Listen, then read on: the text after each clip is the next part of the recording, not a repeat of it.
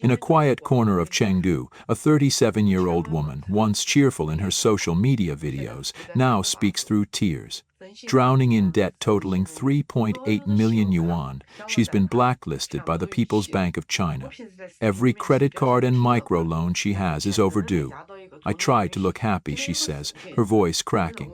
But money can crush a middle-aged woman. Her breaking point came on her son's third birthday. He scoured the internet for the cheapest cake but couldn't afford even a 44 yuan one. Her bank account held just over 20 yuan. "It's not fair," she wept. "Why is life so hard? I'm 37 and I can't even buy my son a cake." Chengdu, once a vibrant metropolis in China, has become a city haunted by personal tragedies, where the dream of home ownership has crumbled under the weight of debt and unemployment.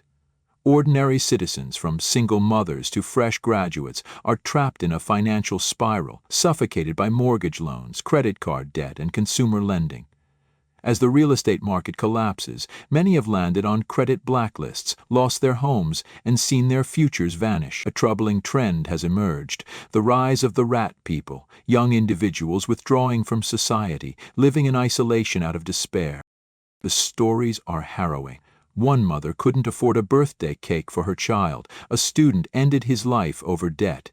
Together, they expose the brutal toll of a shrinking economy, where hope is replaced by helplessness and pain.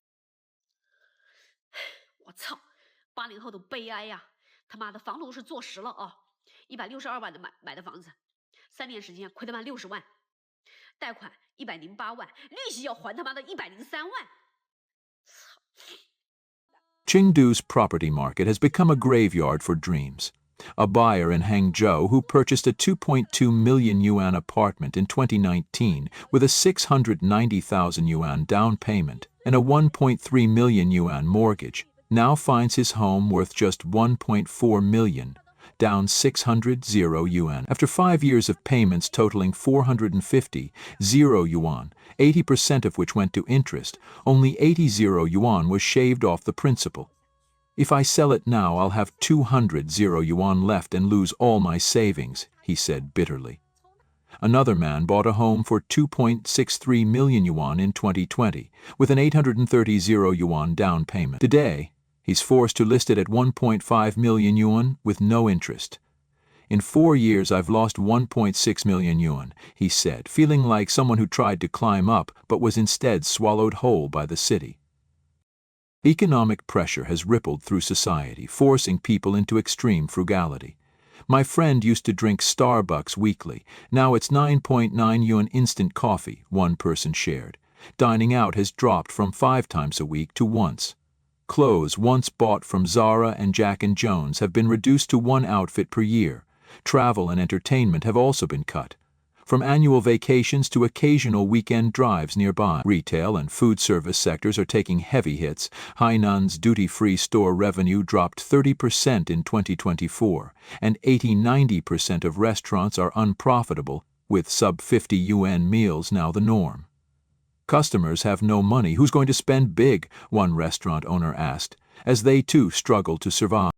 Amid this despair are the rat people, young individuals who isolate themselves, staying up at night and avoiding human contact.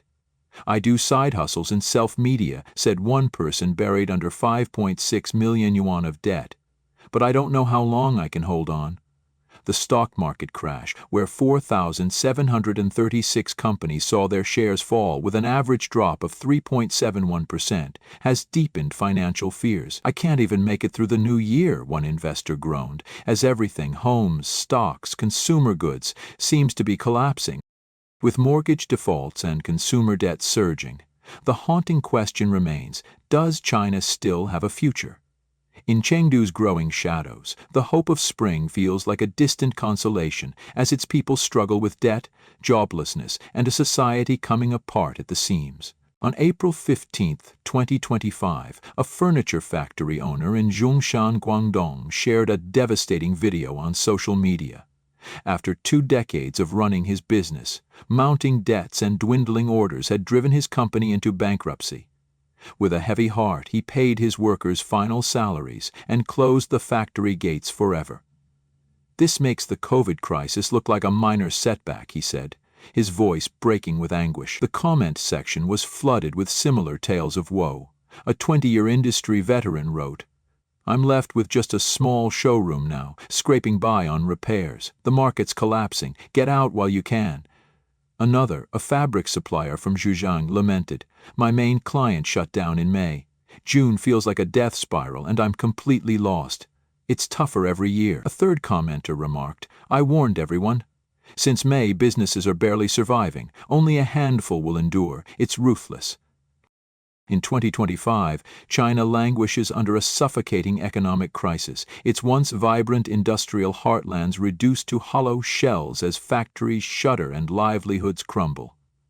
The weight of high U.S. tariffs, reaching a staggering 245% on Chinese goods, has choked exports, while internal pressures, like rising costs and shifting supply chains, deepen the malaise. From the desolate streets of Dongguan and Kunshan to the anxious whispers of jobless workers and disillusioned youth, a pervasive sense of despair paints a grim portrait of a nation grappling with systemic decay. The stories of ordinary citizens, vendors, drivers, students, and salespeople, weave a tapestry of struggle, where survival demands resilience against a backdrop of collapsing industries, social inequity, and fading hope. The manufacturing giants of Dongguan and Kunshan, once the pulsating core of the world's factory, now stand as ghostly relics of their former glory. In Dongguan, the adage, "When Dongguan's traffic jams, the world runs out of goods," feels like a distant memory. A plastic raw materials supplier describes a cliff-like plunge in orders, with overcapacity forcing 10 workers to scramble for opportunities once shared by 2 or 3. Clients, even those thriving, delay payments for over a year, leaving suppliers powerless in a vicious market. Kunshan, which produce 70% of global laptops, fares no better. Taiwanese firms, battered by soaring rents, wages, and environmental compliance costs, flee to Vietnam and Thailand. A labor shortage grips the city. Generation Z shuns the grueling factory life of 24/7 overtime, while small businesses buckle under emissions mandates. Pensions empty, everyone's gone. A real estate blogger laments, a sentiment echoed in nearby Changshu, where barbers note community efforts to retain dwindling workers. The final blow comes from Apple's 2025 announcement. Most iPhones for the US will be made in India, and Macs and iPads in Vietnam, severing the lifeline of these industrial hubs. Social inequality festers beneath these economic wounds, breeding resentment and shattering trust. The elite, cloaked in invisibility, wield influence far beyond public view. "The real richest won't let you see them," a netizen observes, noting that even Jack Ma pales beside hidden dynasties whose connections secure elite opportunities. In education, this disparity is glaring. A well-connected individual leaps from a mediocre overseas degree to a prestigious medical post in years, bypassing the decade-long grind others endure. Meanwhile, a university freshman, raised on promises of a carefree campus life, finds only relentless competition. Her top-tier university demands not just academic prowess but social finesse, clubs, contests, internships that torment her social anxiety. An internship, yielding a meager 800 yuan for a month's toil, offers only workplace politics, not skills. Her faith in the system shattered, she sleeps 17 hours a day to escape, a symbol of a generation betrayed by broken dreams. Technological ambition, once a beacon of progress, now underscores the growing chasm between aspiration and reality. At the 2025 Shanghai Auto Show, Xpeng and Hongqi unveil flying cars, heralding the low-altitude economy for the elite. Yet the domestic market shrinks as consumers battered by economic contraction tighten their belts. Malls tell a dire story. An 80% closure rate leaves prime storefronts vacant, with a hot pot restaurant's rare transfer a fleeting success. The shoe sector's April sales spike raises hopes, but wholesalers fear a last gasp before collapse, torn between stocking up and risking unsold goods. Online giants like Taobao and Pinduoduo worsen the carnage, their predatory pricing crushing physical stores and factories. They burn cash for scale, not success. a netizen scoffs, blaming fake transaction booms for the chaos engulfing sellers. Last year's closure of 400,000 restaurants, 120 zero snack shops, 80 zero milk tea stores, and 200 zero hot pots plays bare the consumer spending collapse. Amid this bleak landscape, voices of resilience emerge, though tinged with fatalism. The Dongguan supplier urges survival. Even 100 yuan a day is fine. Staying alive is everything. Others counsel humility, warning against chasing elite lifestyles or reckless spending. Don't start a business. Don't quit lightly, they advise, noting that many bosses fare worse than workers. Yet, the U.S.-China trade war's tariffs expose China's vulnerabilities, amplifying domestic woes. The Chinese Communist Party frames these as external attacks, but public frustration simmers, fueled by factory closures, job losses, and shattered aspirations. A furniture factory's collapse in Guangdong alongside struggling Wuhan firms underscores the real estate-driven decline in building materials, with calls to cut losses before hopes turn to ruin. As China stumbles through 2025, its people navigate a fractured economy and a system rigged against them. The vendors default, the students despair, the driver's eroded earnings, and the salesperson's resignation converge in a shared struggle. Survival in a nation where opportunity dwindles and trust fades. Without bold reforms, economic stagnation and social unrest loom, leaving millions to cling to fragile hopes in a storm of systemic failure. U.S. Tariffs devastate Chinese tilapia industry, exposing economic vulnerabilities. The United States has imposed a 170% tariff on Chinese tilapia exports, valued at approximately $425 million, 0 cents, effectively closing one of the largest markets for this popular seafood. This punitive measure, part of an intensifying trade war, has crippled China's tilapia industry, particularly in Maoming, the nation's tilapia capital. The tariffs have made Chinese tilapia uncompetitive, slashing prices and threatening the livelihoods of thousands. In Maoming, a subtropical city in southern China, tilapia production accounts for 1/9 of the country's output, with 100 tons exported annually, mainly to the U.S. and Canada. This sustains the fish consumption of roughly 25 million Americans, where tilapia ranks as the 4th most popular seafood. Maoming's warm climate and abundant water resources support an industry chain encompassing hatcheries, feed production, large-scale farming, and processing.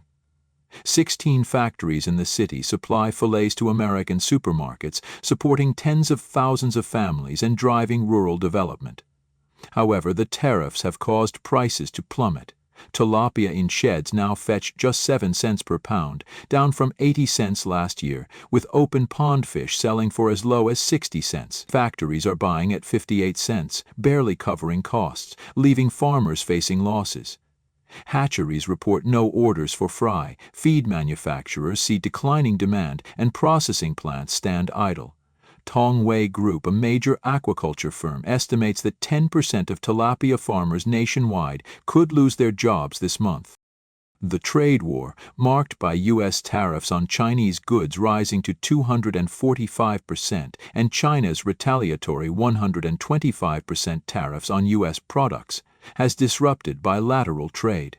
In Maoming, the peak stocking season from March to May saw sales drop by over half, with workers calling it the toughest year yet. The ripple effects extend beyond farmers to processors, logistics workers, and entire communities. As American consumers enjoy tilapia, often unaware of its origins, Maoming's industry teeters on collapse, threatening a key food supply chain and the economic stability of a region long reliant on the U.S. market. Broader economic fallout and structural flaws. Maoming's crisis reflects deeper trade frictions and a critical flaw: over-reliance on the U.S. market. The local tilapia industry was tailored to American preferences, producing boneless, skinless fillets with specific sizes, packaging, and certifications like BAP and ASC. This model fueled growth but left the industry vulnerable to tariff disruptions. Efforts to pivot to China's domestic market face hurdles. Urban households with 70% of assets tied to real estate lack disposable income to absorb excess production. Decades of housing reforms have drained generational wealth, leaving families in debt and unable to boost consumption. Tilapia also struggles domestically, competing with cheaper freshwater fish and facing consumer preferences for whole fish over fillets. The broader U.S.-China trade war exacerbates the crisis. U.S. tariffs target Chinese agricultural products like shrimp, crabs, mushrooms, nuts, tea, and herbs, pricing them out of American markets.